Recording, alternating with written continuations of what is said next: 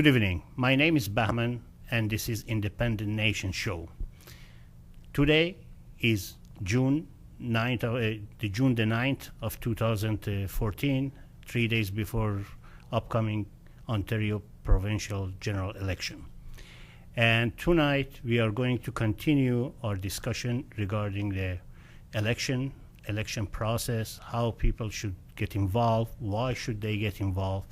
And our guest tonight is a returning guest, Mr. Paul Bell, who is a candidate for the upcoming municipal election for the Ward 33, if I am not mistaken. And I tell Paul to introduce himself to our audience. Paul? I am Paul Bell. I'm running for council in Ward 33, Don Valley East, and it is a pleasure to be a returning guest on your program. Thank you very much. You're welcome.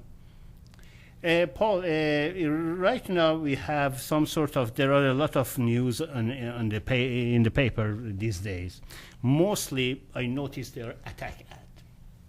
And these attack ads, unfortunately, start like a disease, spread not only from jurisdiction of the provincial government, it's spreading to the municipal level or from the other side to the federal level, to the point that the leader of the three mainstream parties start to get people from municipal level as well as the federal level involved to this election. What is your take on that?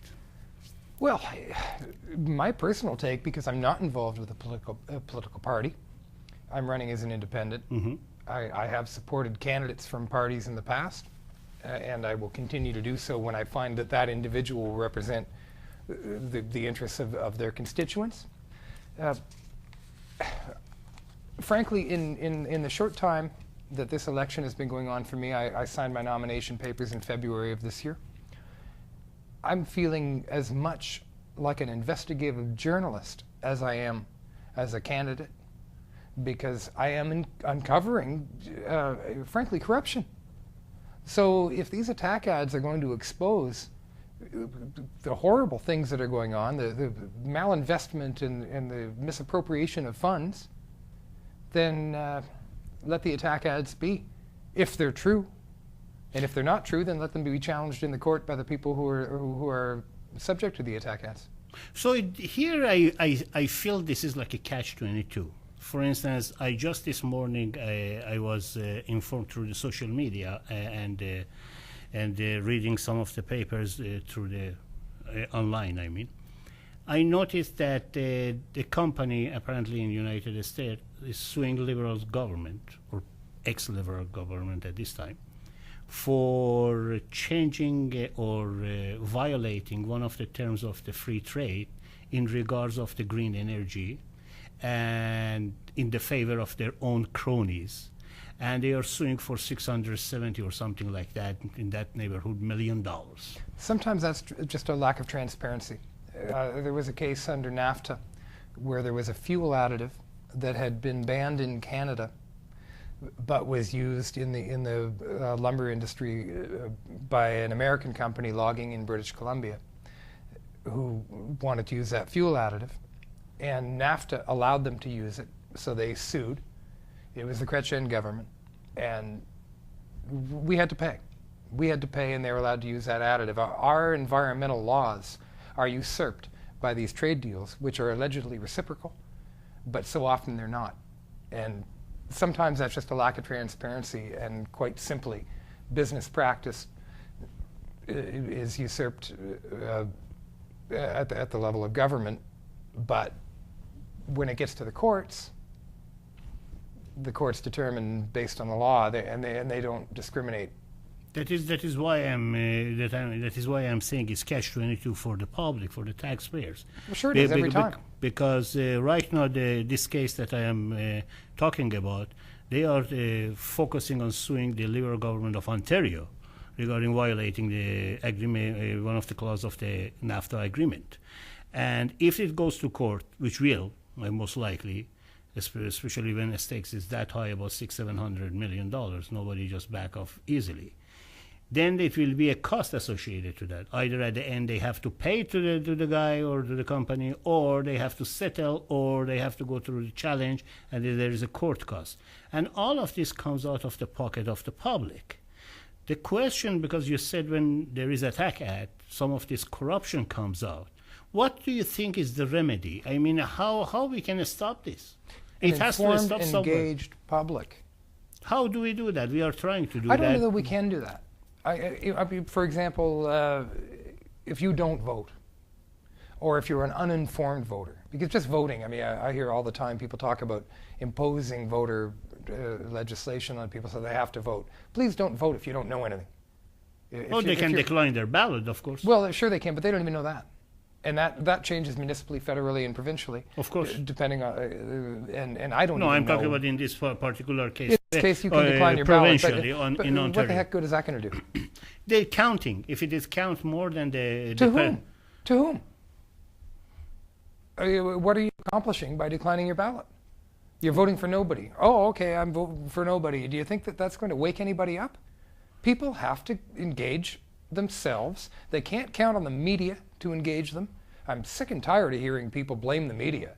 I mean, the commodification of media happened in the 1970s, give or take, maybe a little sooner than that. Media respond to the public appetite. Well, exactly, because once it became worthwhile to advertise on a news program, then the news programs are going to serve advertisers. And we accept that, we know it, it's been the case for 40 plus years. So you have to inform yourself, or don't. But if you don't inform yourself, don't blame the media for it. The media is going to report what they have to do, and the media is going to serve their advertisers. You can't go on CNN or CNBC and criticize Big Pharma or Monsanto. If you do, you're going to be shut down in 2 minutes because those are the major advertisers on such networks. And that's just the way it is. That's business. What about the benign form of information to be provided for the public? For instance, in Ontario, we have 20 registered political parties. Sure. But nobody talks about that. Is that my fault? Is that their fault? I mean, for crying out loud, I'm a politician running for office. I publish my phone number, my email, my website, my Facebook, and my Twitter account, and I urge people to contact me directly. And some people do, and when they contact me directly, they hear back from me directly. But so few people engage in this, and then there are politicians who don't. If you're not hearing back from a politician and you try to contact them, that should be a direct message that this politician doesn't give a damn. Well, I invited during last 5-6 months, number of the all of the MPPs for that matter. I sent in multiple invitations for them to just come up within this show and talk about the election. I did that with the councillors in the Toronto City. Yet councillors are re-elected at a better than 90% rate, even though so often they'll send their guard dogs to return a phone call. And people accept this? That's not my fault. That's not the media's fault. That's your fault. The citizen, the electorate. Absolutely. I mean, particularly, let's look at an example of new Canadians who come to this country. Perhaps they've fled a jurisdiction where their economy has failed, and they've come here as economic refugees or economic immigrants. Number of the reasons. And yeah. Better life, family, sure, future, exactly. Whatever their life there is. And they're not engaged politically? That is a problem, yes. That is a problem. It's a huge problem. And they'll say, well, I can't vote. I'm not a Canadian citizen yet. Well, you can certainly get out there and deliver flyers. You can certainly get out there and show up at a meeting. You can show up at the town halls. You can ask questions, and you can be engaged in the political process. And for Canadians who've been here forever, maybe we just have things too good. Only Toronto has about 50-50 kind of the split between the citizens who were born outside of the country and the citizens that we are a hub inside. of immigration. So when I see 38% show up for the vote, for instance, in the last by-election in Toronto Centre. And how many of them are informed? No, they were only partisans of the three mainstream party. Very few number of them, they put a so-called strategic voting, which I don't understand what that means. I mean, I understand the meaning of the word. I don't understand what is the evaluation of the strategic voting means. But I agree with you. Listen, I was born outside of this country, and from day one I noticed I have to be informative about my surroundings. And I agree with you. But again, it comes back to the solution. Knowing the problem is one thing. Finding the solution and applying it is different ballgame. But that doesn't come from you or me, and it doesn't come from the media. Who is The responsible? politicians, the journalists, we can't fix that. So we should shut down the No, we should doors just of the continue doing what we're democracy. doing. We should continue. We should continue doing. Well, I'm here tonight. Yeah. I'll be here every time you ask me to be here. I take every opportunity to speak to every constituent I possibly can at every opportunity, and if people aren't remotely interested in hearing what I have to say, and they aren't remotely interested in listening to me or calling me and asking me questions and telling me what they want from a city councillor, then I can't help them. I can help them, insofar as bigger issues, because I do have platforms. They are strong. But if you're not interested, well, just be a passenger. Just be a passenger, hope for the best. Let me play a little bit of devil advocate with you and be a bad guy here. You're planning to run in Ward 33. I am running in Ward 33. I'm okay. well registered and I'm engaged.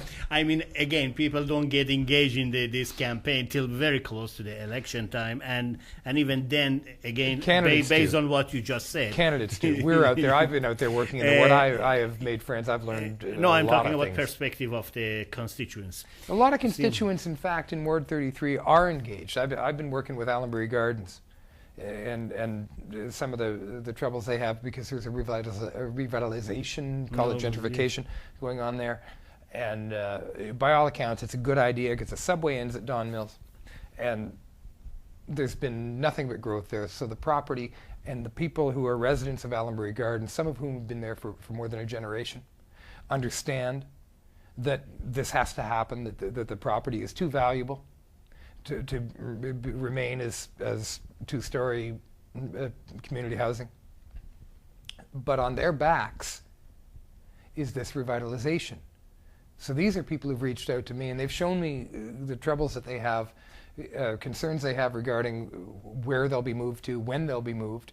The people in Phase 1 are being moved out in October, and they'll be found new homes, and they're more or less going to be okay. The people in Phase 2 are told between 2 and 5 years. And why is that all of these changes in that particular? Because the subway. Oh, because the Shepherd subway has extended there. I know people complain all the time. Oh, well, the extended Shepherd subway. Their entrance, you mean, or extended their? The property's too valuable now, and the fact that Toronto. Who makes those decisions? Well, city staff and the economy. Developers show up with a whole truckload of money when the property's worth something, and they have an offer, and they're going to do a mixed development similar to Regent Park. But unfortunately, the people who are living there currently are the people who suffer the most, because they're just being bumped out. It's happened in Regent Park, and the Toronto Star did a great job. Same as the Parkdale, even. Pardon me? Parkdale, residents of the Parkdale, they had a similar situation. Exactly. Years back. You know, it's like you're gone, and you know you're gone. And I've spoken to people in ABG, and they showed me their leaky basements, and they showed me some damage they had. And I was honest enough with them to say, even as a sitting councillor, I can't get you structural work because you're slated for destruction in 2 to 5 years. But we can surely to heaven get you a paint job. And if you were to look at my Facebook or my Twitter account, I posted a photograph of the state of affairs that these people are living under. Arthur Smitherman directed me to a United Way report, and I'm so grateful for him for doing so, that demonstrates, using StatsCan numbers in their own research, that Toronto is the worst landlord in the country. So you mean City of Toronto for the the City of housing, Toronto, for the yeah, Toronto TCHC. housing. Okay.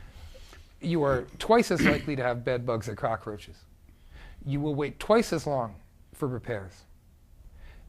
And when you're being revitalized, gentrified, you're going to be thrown to the curb, and you're not going to get a direct answer as to when. You've got kids going into grade 6. You want to know where they're going to go to school. You have to have that information to be able to make a decision on whether or not to accept the housing that's offered.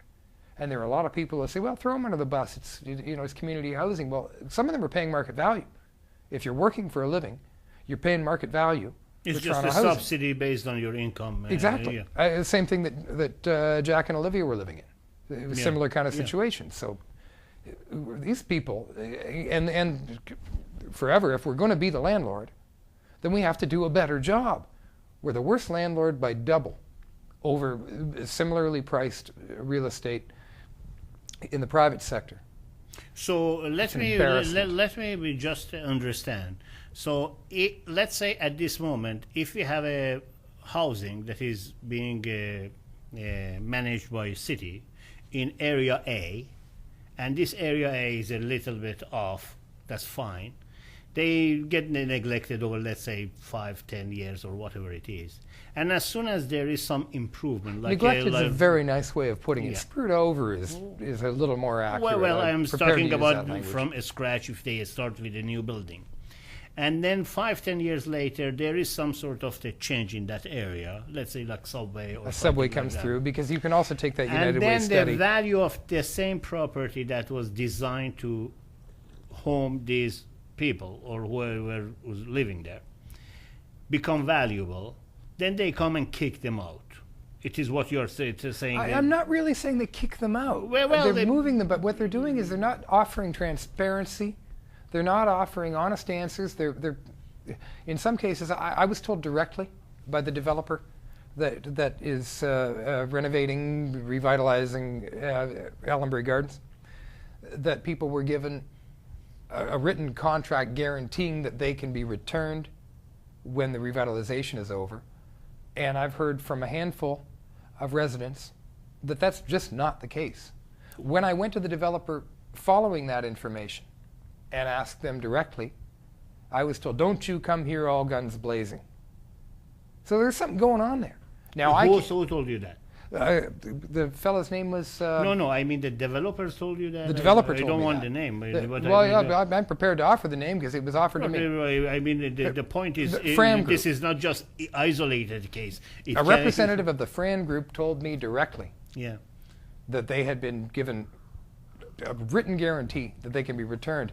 What they told me was that, no, I have all my paperwork in order. I have no such written guarantee. What I have is a lottery number. Lottery number. A lottery number. People's lives are in the balance. They're giving them a lottery number. That's what I was So told. at the end they say, okay, we have 3 or 4 units available. Just we draw your lottery number. Essentially, I determined it's a hierarchy thing. Quite frankly, they're not interested in speaking to me any longer because I asked questions on behalf of the tenants Why do you who are being bullied, who are intimidated. When the people who showed me around Allenbury were doing so, and people from TCHC or from Fram were around, I was told, put your head down, pretend you're not talking to me. So where is the law in this thing? Who gives that kind of the power to these developers there to be able to do such a thing? City Council. That's all on the council. But city council they are 44 people and they are sitting and they have to vote on any given issue. And they should protect the people in the ward. But what they're doing is they're taking that Section 37 money, that neighborhood money for neighborhood improvement, and they're spending it where they like because it becomes fungible. They can do whatever the heck they like with it, essentially. I'm trying to figure this out because I never really understood the details of how city council works. Let's say in this scenario, any changes in that area, either there is a new development or new developer coming in, or they are going to transfer certain people from one location A to location B. This kind of the proposal, it doesn't happen over the night. It has to go as some sort of like a proposal or a bill or something to the city council, and it has to be discussed, not one person, it has to be among... And it's not a bad idea. They all get it. When the people showed me their leaky basements and some issues where they regarding grading, I was honest enough with them to say, I can't get you structural work because we know you're scheduled for demolition. But what I see happening here is they're playing fast and loose, and they're gambling.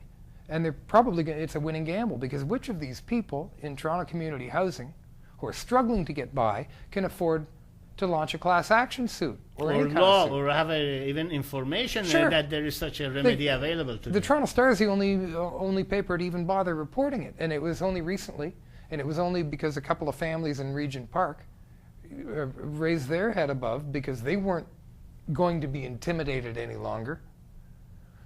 And it made one story in the Saturday paper, and it was a great read, and I've spoken to the author of that report, and she's looking into this in regards to Allenbury Gardens.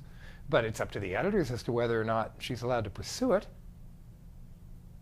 But what is it? What I'm trying to get at is when the original decision, before that change comes to effect, was that the proposal discussed in City Council? Of course it was. Okay. How many people are supposed to vote on any given issue like that?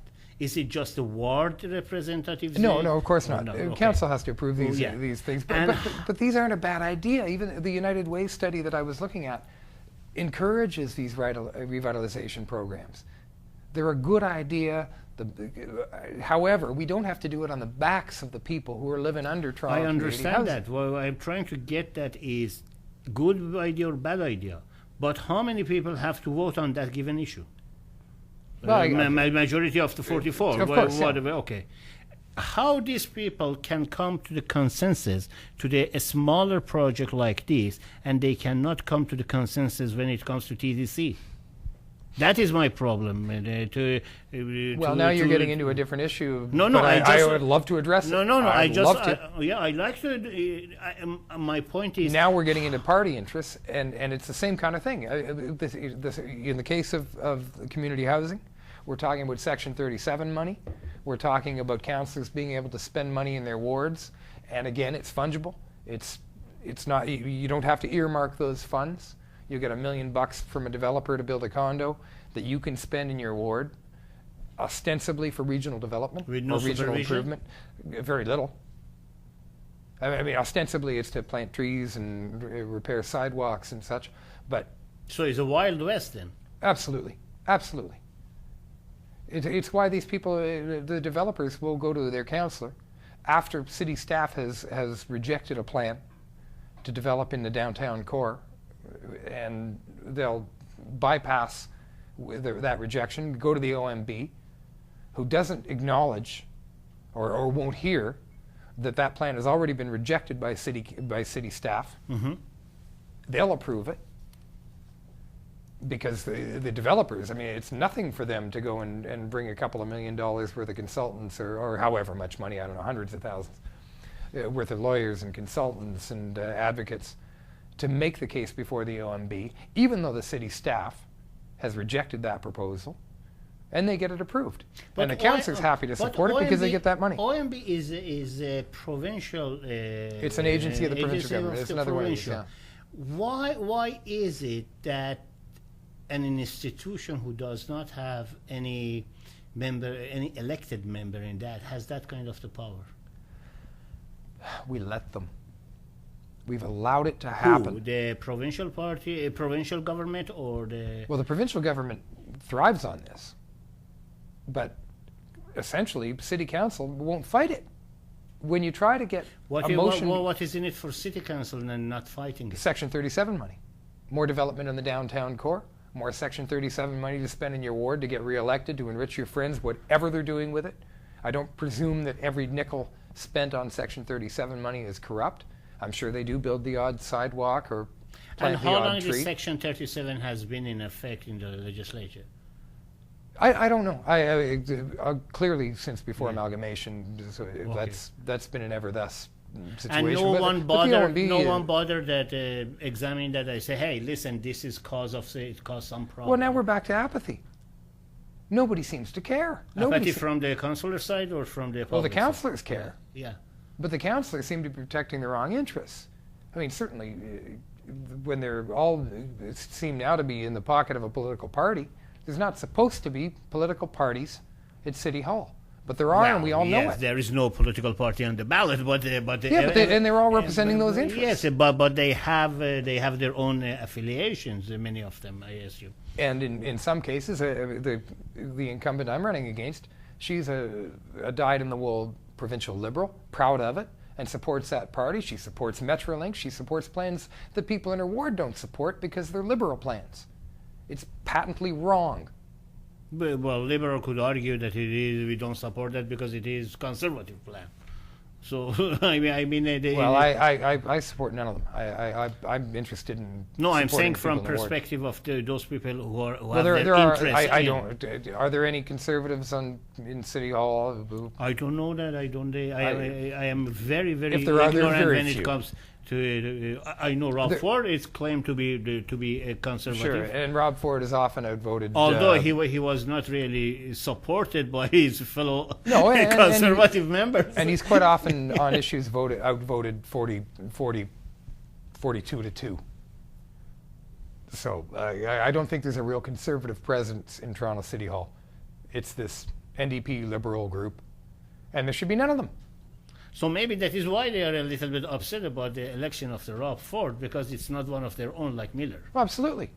Absolutely. It's David Miller's council. Rob Ford was elected with the strongest majority in the history of... more people actually voted for Rob Ford directly than any other candidate in the history of Canadian political politics.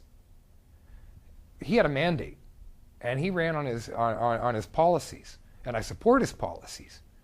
Those policies are the people were supported by the people of Toronto, but David Miller's council got back in, and they oppose everything Rob Ford did. They said so going in. Kyle Ray, even before the election, said if Ford gets in, I forget, he made some actually rather crass rhetoric, but he won't be able to pass anything through council because we're just going to oppose him every step of the way, and they've done so. He's still managed to privatize or to make the TTC an essential service. And I know personally, having been a victim of TTC strikes, that's akin to terrorism in this city. Shutting down the entire economy of the fourth largest city in North America. You shut us down because you got a TTC strike? You can't do it. It's an essential service. And they have a large number of the employees that they make over a six-figure income. Absolutely. And when you do declare an essential service, you know that they're going to do well at arbitration, and the mayor did the right thing. A year and a half ago, I read something, and I know that is a little bit off the subject, but I'm going to connect it to this issue. I read something on one of those Metro paper that, I don't know, it was a couple of years ago, that they had a payment of the overtime $60 million or something like that. And I did a little bit of calculation.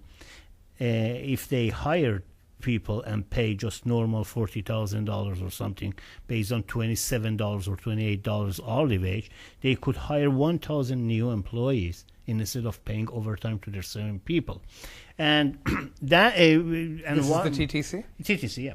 It was their own numbers. I just add the numbers. I divided. I said, okay, if you make $30 an hour, 2,000 hours a year work, which is normal 40 hours a week, and you add it together and divided the amount of the money that they paid for the overtime that they claim to that number. This is the second time I've been on your show. This is the second time that you're baffling me with math. You're amazing with this stuff. I love this. Then it comes to 1,000 employees. That means my conclusion was, if instead of paying that overtime to people, they could hire 1,000 new employees and pay them to do the same job. And yet those people who got the overtime, because they get hour and a half or whatever it is they get, then they end up with a six-figure income. It's not that I want to get the money off the employees, but what I'm saying is the common sense. That is why the connection I want to make is that it has nothing to do with TTC. But if there is a simple math, Hydro is another one. Hydro is even worse. The abuse is there. The sunshine list people that are living on Ontario Hydro and Toronto Hydro, oh my God. It's the same kind of situation. You've got people, again, sunshine list people, who we're paying, John Papadakis and I were talking about this, and the more he tells me about his idea on this one, the more it sounds good to me. That Toronto has to take back the Toronto Hydro Corporation. Because they have now four different corporations are working. They could put it in one At least they don't pay. Well, why are we paying a maximum for hydro, and essentially, in some instances, I hear we're paying to get rid of the excess? $1.8 billion so far. The last time when they did that. And people are going out of business and not able to hire people in the private sector because of their hydro rates. They want help. I was talking to a fellow who owns a restaurant. What he's paying in hydro, if it were a little more rational, if he was paying what even British Columbians are paying for hydro, he could hire 2 more people. That is exactly that is why I brought the issue of the TDC with the numbers. There is a simple math. You don't have to be genius in math. It is just adding, subtraction, and dividing. If you do simple math, it baffles my mind that people or elected officials are so either poor in math or they do it differently to just benefit them. Well, I'll give you an example with Toronto Hydro of where I think there should be a criminal investigation into this personally, and I'm going to pursue that. A property at 715 Milner. You've got to follow the timeline here, bear with me. An abandoned Honda plant. Okay. With forklifts and the apparatus to hang parts Milner for cars. Scarborough? Milner and Scarborough. Yeah, okay. 715 Milner. Was purchased by a fellow named Chris Hinn in December of 2010 for $8 million. 10 months later, in October of 2011, and Chris Hinn, I looked into him. What I could determine, he was a fellow who sold car paint to dealerships. Okay. So somehow he managed to find $8 million in financing to purchase his property. So either he was clairvoyant or he was informed that that property was in play. 10 months later, in October of 2011, that property was purchased by Toronto Hydro for $16.8 million when it's valued at $9 million. It remains vacant today. And who paid for that $6 million? Toronto Hydro, we did. $16.8 million. And what did Toronto Hydro did with the plant? It's vacant. It remains vacant. vacant. What was the purpose of purchase? They allege that in 2015 they may put some offices in there, which doesn't explain to me why you bought the car hanging. Again, I come back to the poor math. It's not just poor math. Toronto Hydro is not supposed to be in the business of property speculation. They're not supposed to pay double market value for anything. That's why I think there ought to be a criminal investigation into that one. And Shelley Carroll was on the board of Hydro. She had the opportunity to go to ethics on that one. Because those deals at $16.8 million, that doesn't turn in 10 months. And that's a big darn deal. And you go to ethics, you go to the mayor, you go to the deputy mayor, you go to council, you go to the police, and if all that fails, you go to the media, or you stop the deal. Well, something like that, which I am pretty sure is not an isolated case, and I am pretty sure there are a number of... Well, this one's a specific case, and it's on record, and we can investigate this one. I don't know about the ones that I don't know about, but I know about this one. Okay, well, what I'm trying to figure out, when this deal was going around, who who in the city council was involved beside this... Shelley Carroll was the senior member on the board. I believe... Josh Cole was on the board at some point during this, but I don't know if he was on board when the deal was made. I think, I'm not going to name any other names because I'm not certain. No, what I'm saying is it was not involved all 44 councillors. No, not at all. It was all done on purple paper in camera. It was a secret deal. Nobody got to know about it till after the fact. And the mayor was apparently ballistic when he learned about it.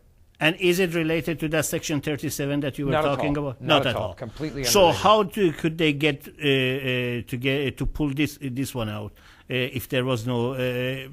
That's why I'd like to see a criminal investigation into this one. I think this one is absolutely worthy of a criminal investigation. I don't believe for 1 minute that was a clean deal. I think that the man who bought that property and flipped it for double its value in 10 months knew that property was in play, and I'd like to know how. Oh, knowledge is power. In this case, is a profit. This is a dirty deal. Again, it comes back to the... I spoke to the fellow. I read about this in the Toronto Sun. It was Joe Wormington wrote about it. And I spoke to Joe, a week and a half ago, and asked him, I said, Joe, you wrote this story on 715 Milner. I researched it a little bit.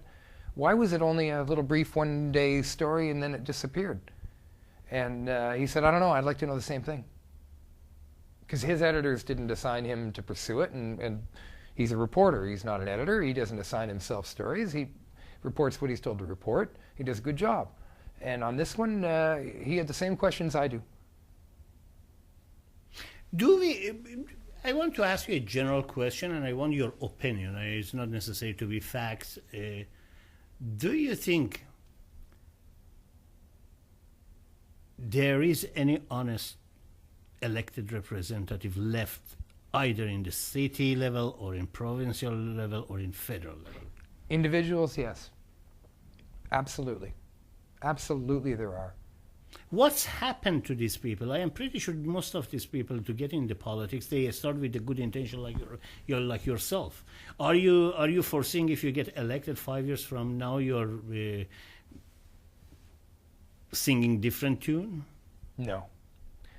So No, what's happened to I'm, some? So what's happened to some? I mean that it's tough to answer that because your opinion. I didn't ask you facts. Yeah, I can only speak for myself. Yeah. And I'm a tough nut to crack.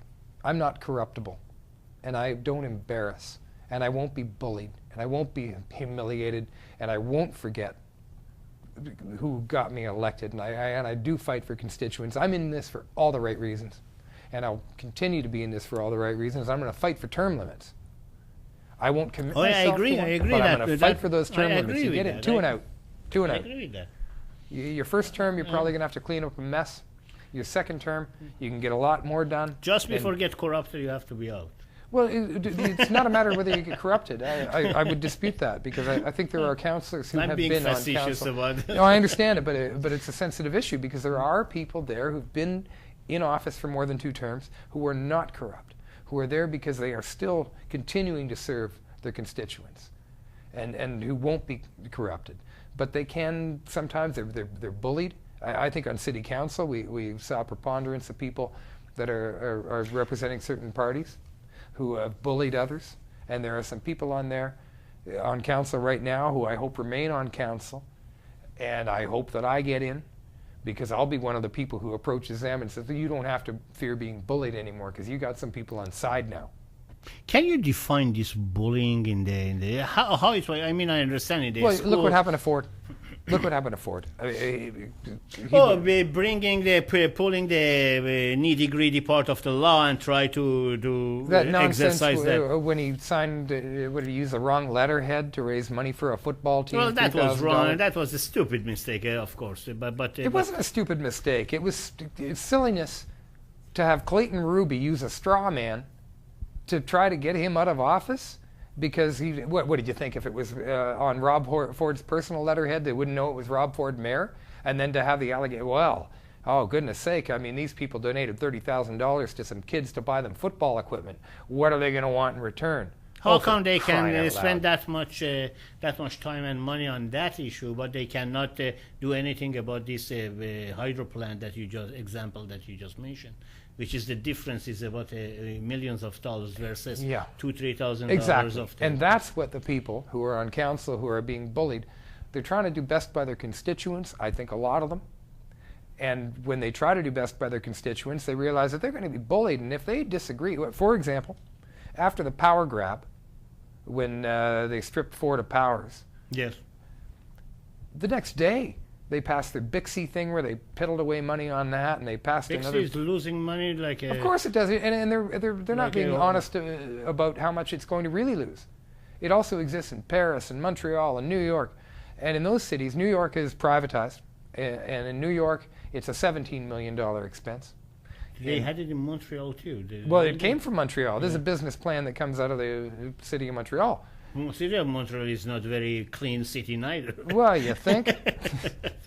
I mean, talking about the politicians. Of course, yeah, exactly. Not city by itself. They've got their own problems in Quebec, but we can't snub our noses to them any longer.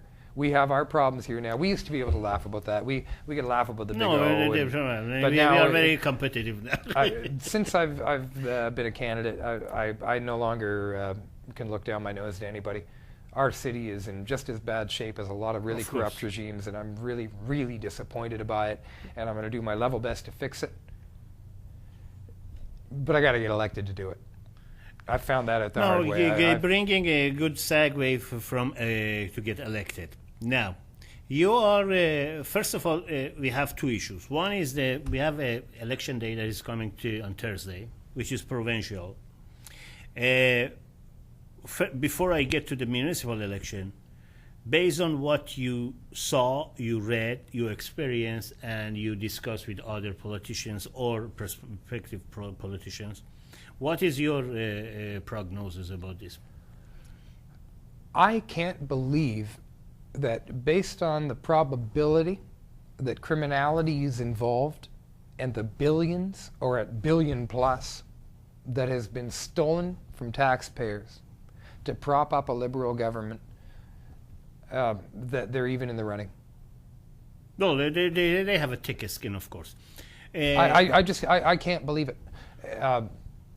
To me, it's unfathomable that people would consider voting Liberal at this time, and that's not a knock against the individual people, because there's some of them in there who are no doubt decent people trying to do their jobs, but their government appears to have been, I mean, they're under police investigations. The OPP is going after them. The deleted emails, the constant lying.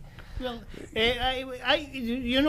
Paul, what irks me individually, as a citizen, as a taxpayer, as a human being, is if I work for McDonald's or Burger King or a small burger joint and flip the burger, and And why doesn't McDonald's have a veggie burger? Well, I don't know. I'm just saying. Well, I wish they did. It is veggie, actually. There is not much meat on it. It's probably 70% soy. But that actually comforts me. I mean, the question I have is, if that minimum wage job, if the person that is flipping the burger 2 times or 3 times threw the burger on the floor, he or she gets fired and probably didn't have an opportunity to get a letter of recommendation. Well, sure, but we don't have recall legislation, Yeah. and we don't have an informed, engaged public who seems to give a damn. And the point I'm trying to make is, we had, as you said, billions of dollars lost. No one got fired. Well, don't vote for him. I mean, nobody even get reprimanded? Obviously not. No, because I was a no, they're throwing Livingston under the bus there. Isn't that his name? The former chief of staff to McGuinty. I believe they're trying to throw him under the bus. That is a smoke in the mirror. They just the same thing happened with the robocall. They found the patsy in the Guelph, and they said, everything is happening. The whole organization. Yeah, it's all his fault. There was a miscommunication. 1% in Guelph, Ontario, with the cell phone. But if you buy it, and you're a voter, and you buy it, and you go out and you vote Liberal. No, the reason I brought this issue up is because you mentioned about stripping the power of mayor.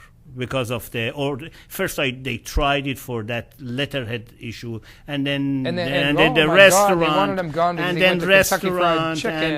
all of that, and finally they stripped the power. Okay, that's fine. And that guy didn't cost taxpayer any money, Not did a he? nickel. Okay. And both of them apologized. Mm-hmm. If you notice about something. I watched the debate.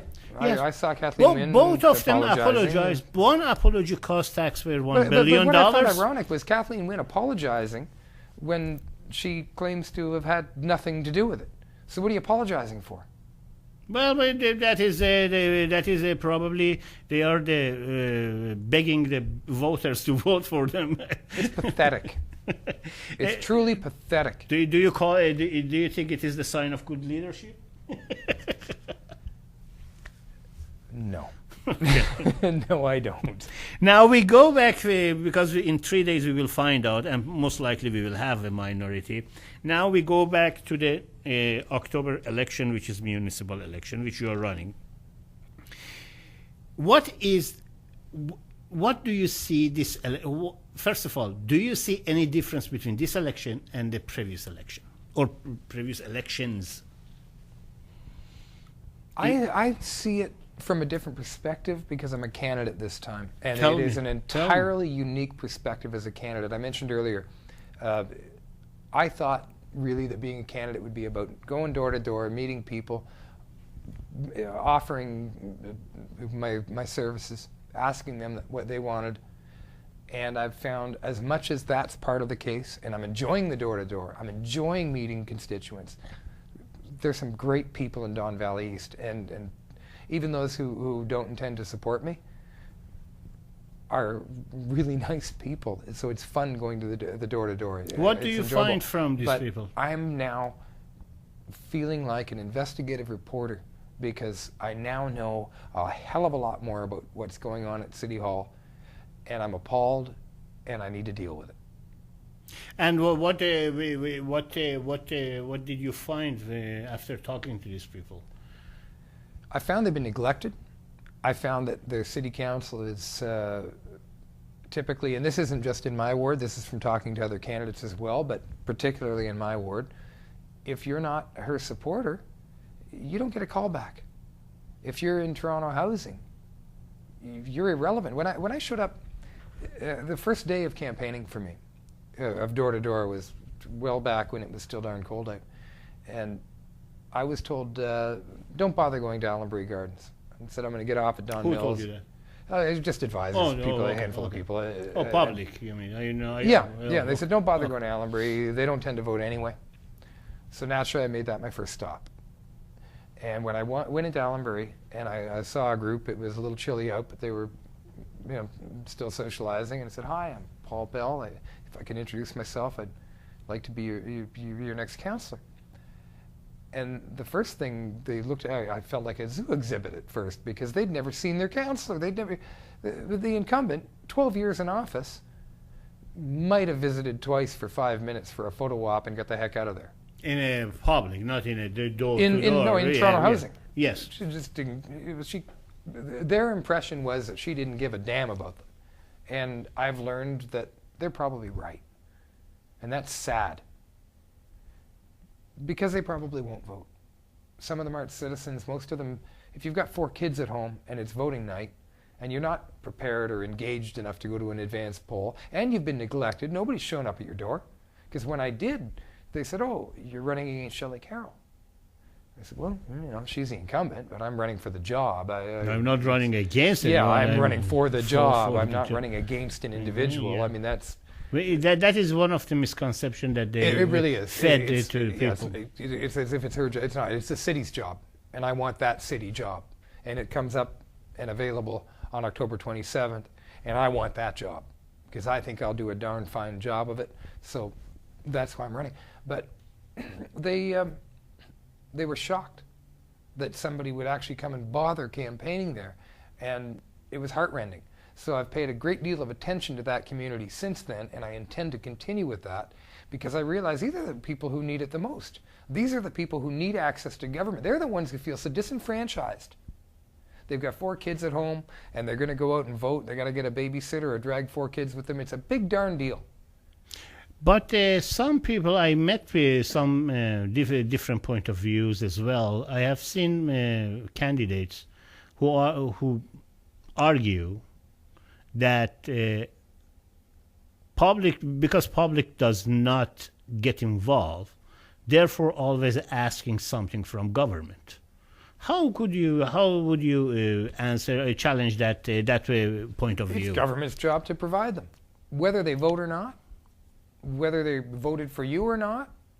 It's your job. No, to provide that it. is You're my in point. Some people say it's not the job of the government to provide everything.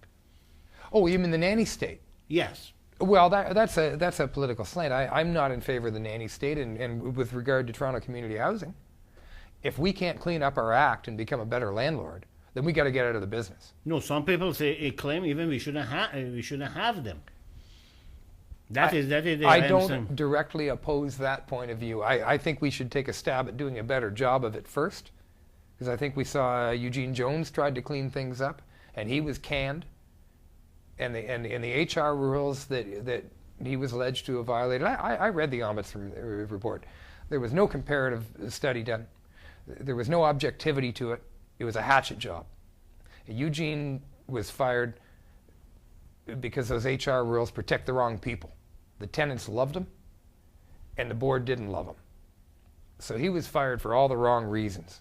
So we need to correct those reasons, because he was legitimately fired because HR rules were skirted, so they got him. But that's what they did. They got him. They didn't do a damn bit of good for people in Toronto housing when they fired Eugene Jones. But based on what, the conditions that you just described earlier about the conditions of the buildings, so it's a disgrace. What was the Mr. Jones' responsibility for those things? He directly dealt with tenants. He directly responded to their calls. He directly tried to get repairs made. He directly tried to help them with bed bugs and cockroaches. So what was the obstacle for him? Well, he was trying to get rid of some dead wood in the board. He was trying to get rid of dead wood, people who are living off of community housing rather than people who are living in community housing. Yeah. And they got him. They got him for that. So it's an older story. So no matter how good your intentions are, you're always facing a group of the people who gang together and make sure that you don't proceed or succeed. Well, then we got to be a little tougher than them. And how do you plan to do that? I don't back down. No, I understand that. What I'm saying, we know what you said just now are the things that is on the record. So let's say you get elected and next year you go to and you are in a position to make certain good decision and you are being bullied or being opposed by either number of the votes or a group of the people or a gang of people who don't want to let you to proceed in your own good deeds. How do you want to deal with that personally? I mean, well, you have to articulate your position strongly enough to convince a preponderance of council to agree with you, and right is right. You think Mr. Jones didn't do that? It wasn't his job to do that. His job was to execute what he thought was appropriate. Who was he reporting to in the city council? Essentially, as the CEO of community housing, he was the grand poobah. He was reporting to city council directly, and it was council and the ombudsman who fired him. And city and ombudsman, who run by? City council. All of them? Directly, yes. So all of them said Mr. Jones was wrong? Well, the board actually it was the board members. The board members that consists of only a smaller group of the council. A smaller group of the councillors actually directly affected that change. However, had the greater group of councillors, had there been a preponderance of councillors who supported Eugene Jones, then the board wouldn't have voted him out like that. The ombudsman report wouldn't have allowed to stand unchallenged. So when I don't want to use the word if, because I hope I see you there. So I ask my question this way: when you are elected, what would be your first mandate? We're going after the HR rules. We're going after the HR rules because twice in 4 years we've seen disasters at the TCHC. When I read the ombudsman's report, sorry, I just watched the time because of the control. It's a disaster. I mean, they had an overhaul 4 years ago, and now they got rid of Eugene Jones. It's an embarrassment. People are suffering directly. It's human misery that we're feeding on right now at Toronto Community Housing. We've got to correct that right away. There's a handful of things that we have to do. We have to be comprehensive. We have to be able to address, when I mentioned that United Way study based on StatsCan numbers, when you look at it's essentially it deals with poverty clusters in Toronto. You can overlay a transit map over what they have laid out and see where there's improper transit, you've got poverty clusters. We're going to create more priority neighborhoods if we don't address that. So we have to be comprehensive, we have to prioritize, we have to earmark funds and stick to it and get it done. But another thing that is bothersome is having this kind of the condition and the disparity between the different communities, either financially or the class level, in the sense of the middle class, lower level, and the upper class. It has a side effect for the society and costly because when you have those kind of the ghettos, so to speak, then you have a higher rate of the crime, then you have higher cost of the policing, higher cost of the courts, higher cost of the jail. So it's not just... Not to mention that it's inhumane. Well, even that is because I cannot put a value on it. I am just focusing on the ones that has the dollar value attached to it. We've neglected... I cannot put a value in the life of a human. Infrastructure spurs development. Development causes people to have employment. All boats rise with the tide. We've neglected infrastructure in the city for give or take 50 years. We've got to stop. We've got to spend on infrastructure. We have to stop spending on frivolities, and we have to prioritize infrastructure. And that means Toronto housing, that means transit, that means hydro. And we've got to stop the ridiculous spending. We can't be dropping $16.8 million on an abandoned Honda plant that remains abandoned in Scarborough to enrich who knows who. It all went to Chris Hinn or whomever financed him. I'd love to know where that money went. I'd love to know why. Toronto Hydro is not supposed to be in property speculation. That's not part of their mandate. It is the same. It is the same as the provincial and the federal level. That you see that they waste the money is like a drunken sailors, and there is no accountability or transparency for that matter. And then they only apologize when the gig is up, so to speak. It's got to stop, and then that's got to be because people elect responsible people who give a damn about the people in their wards, who don't spend their money frivolously, who aren't grandstanding egomaniacs or whatever it is that is the cause of their problems. Are dedicated to serving a political party when they shouldn't be. They weren't elected by the political party not to serve on city council, that's for sure. But they're doing it anyway. So if people don't want to wake up, then you're going to get the government you deserve. Well, we are getting close to the end of the program. Because you said you have to get rid of that, you said about signs. I read the proposed budget that caused to this upcoming election. And one of them was called ORPP, or Retired Pension Plan. And I just want to say that when we see the signs, there is a time available for public to pay attention.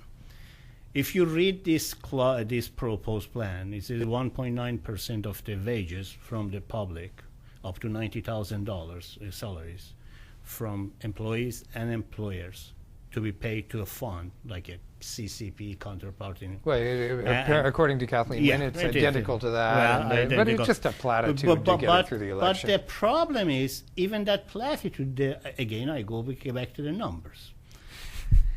I calculated the number of the StatCan based on the amount of the money people make, which is 45% make less than $25,000 a year, about 30% make about between 25 to 50, and then less 20 or 15% more and more. I don't have the numbers exact in front of me. I calculated, and I said, okay, maximum amount they are going to pay. When I add it together, if everybody paid to the maximum, to the amount, it takes about $11 billion a year out of circulation each year. That's not helpful to the economy. No, not only that, but also I noticed in part of the clause said, this only affects half of the employee. I said, okay, let's say divide it to half. It comes to $5 to $5.5 billion out of the economy in Ontario alone. And yet, I didn't even calculate the money management costs and all of that. So this kind of the science to me, again, if public just get a calculator add the things together, subtract it, put it together, and realize what it is. This is the sign that they are going to establish something like a OMB to manage this fund, and then it become its own entity. And who knows, after 5 years, 6 years, 10 years, we have another 2008, and then voila. Oh, sorry, the money is gone, the economy is bad, global economy is bad, but the bankers or money managers or whoever is going to run it. It just strikes me that it's another one of these plans that is designed to put money with the provincial Liberals. I mean, their MO seems to always be about hiring consultants, hire people outside of themselves. I mean, you're crying out loud, if you need to keep hiring consultants, what do you do in an office?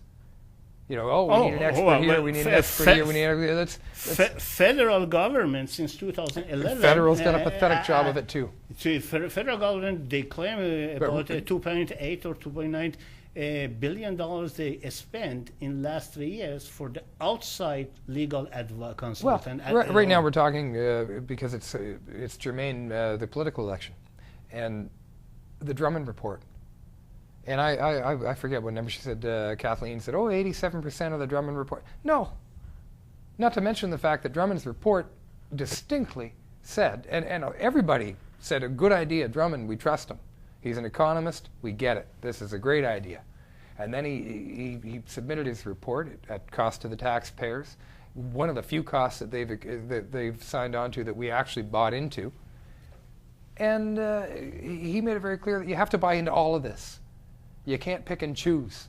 You cannot build a home and say, okay, I want the wall, I don't want to build ceiling.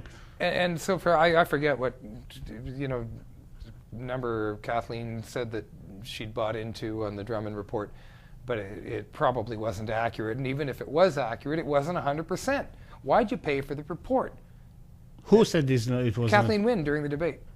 Oh, she said that it was not accurate. No, she said that somewhere during the debate, the Drummond report came up. I believe she said, we've implemented 80-something% of the Drummond report. And the part that was not incorrect in her opinion. Well, I don't know that that's correct or not. I doubt it very much. But the point is that Drummond said you've got to implement the whole report for it to work.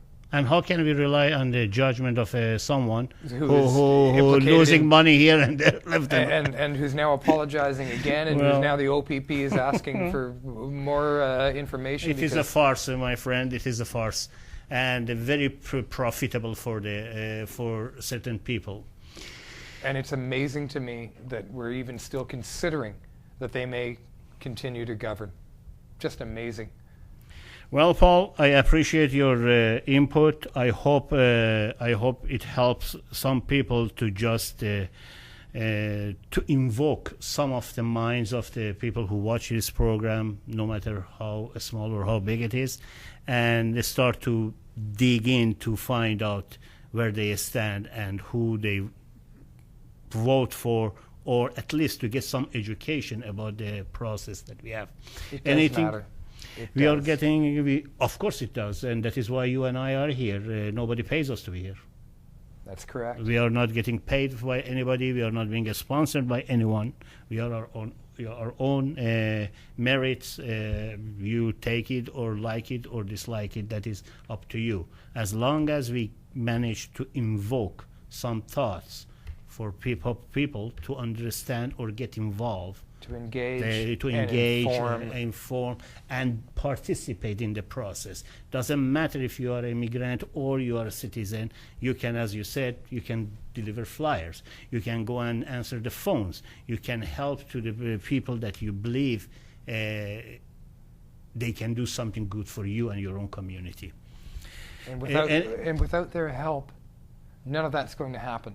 With incumbency rates the way they are, with the way our system, I mean, there's some systemic flaws when you've got a 90% return rate for incumbents. I don't know any politician with a 90% approval rating. There's a systemic 90% of the people who show up, you mean? Well, I mean, no, 90% of the people who run, who are incumbents, are returned. Yes, because the low level of the participation and they of don't, the public. Yeah, so we really need to get people engaged and involved. We are getting to the end of program. Any last word?